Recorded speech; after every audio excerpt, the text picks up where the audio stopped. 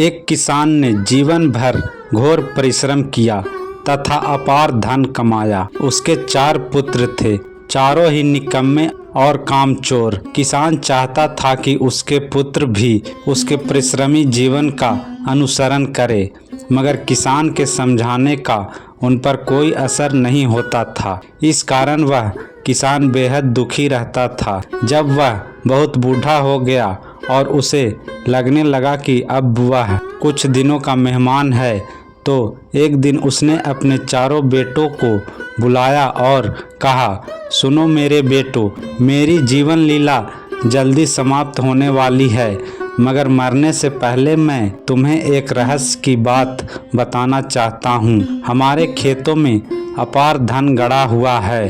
तुम सब मेरी मृत्यु के बाद उस खेत को खूब गहरा खोदना, तब तुम्हें वहाँ से बहुत सा धन प्राप्त होगा।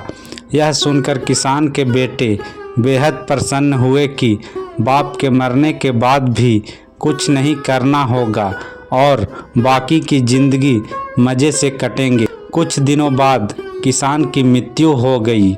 पिता के मरते ही उसके बेटों ने तुरंत फुरत उसका अंतिम संस्कार किया और दूसरे दिन ही कुदाल और फावड़े लेकर खेत खोदने में जुट गए।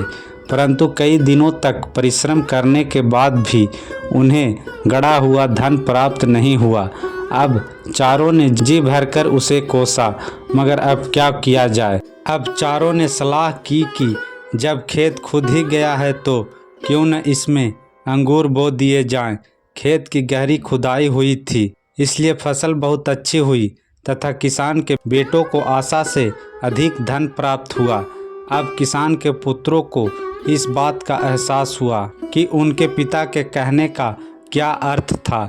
उसी दिन चारों भाइयों ने परिश्रम करने का संकल्प लिया, क्योंकि परिश्रम से जो धन उन्हें प्राप्त हुआ था उससे उन्हें अपार खुशी हो रही थी। इस कहानी का निष्कर्ष आलस्य व्यक्ति को निकम्मा बना देता है। ऐसी और अच्छी मज़ेदार और ज्ञानवर्धक कहानियों के लिए हमारे YouTube चैनल को ज़रूर सब्सक्राइब करें। धन्यवाद।